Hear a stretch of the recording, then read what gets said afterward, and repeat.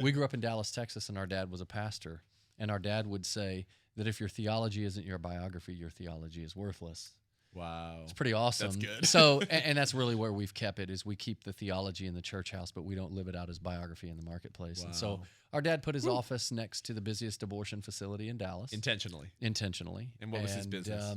Well, he was a pastor, and then he was also very, very passionate about being a pro-life pastor in terms of mobilizing the church to help these mothers who felt they had no other choice but abortion. And your father's name is Flip Benham? Flip Benham. And so he put his office there, and they began ministering to the workers at the abortion clinic. They would send cookies over, and then one of the workers would go out and sit on the bench out in the parking lot, and she'd smoke.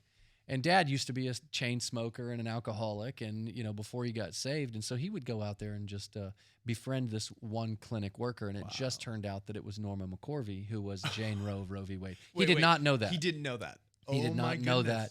When he put his office next to that clinic, he did not know that she was one of the workers. Well, because she started working in the abortion industry. She did after all Roe, of it, right? exactly. That's right. Yep, which was all a big lie. She was used and abused. She said that. She 100%. And what was that lawyer's name who really preyed Faye, upon? Faye Waddleton was Faye the president Waddleton, of Planned it Parenthood, was, but Wendy, right? Was that her name? Yeah. The name I of it can't now. remember. But Okay, that hungry liberal lawyer in Texas. 100%. They were looking. They abused her. On the hunt for a vulnerable woman who they could use as the exactly plaintiff right.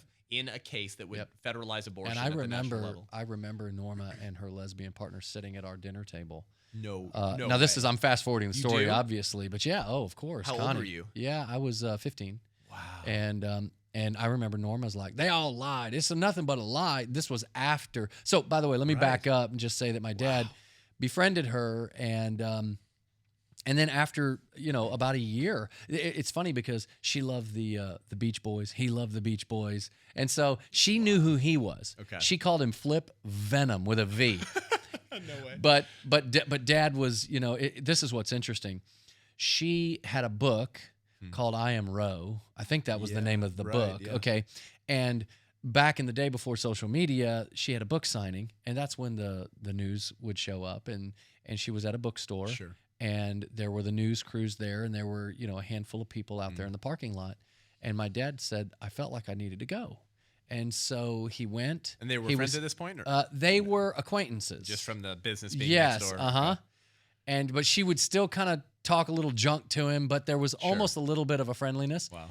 And so my dad was standing in the back, and when she was announced to come to the speaker to kind of kick off this book and explain it, he just said something came over him. Now, we know it was the Holy Spirit, but something came over him, and he said, and I said, as soon as she stepped up to the podium, I said very loudly, Norma McCorvey, how dare you desecrate the bodies of millions of unborn babies by selling a book?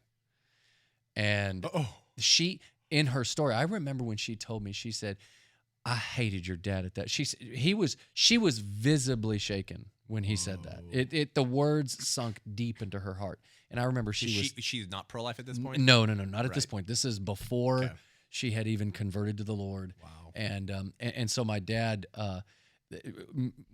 later on, after she had already given her heart to Christ, she was telling my brother and I, she's like, when your dad said that to me, she said that was the point.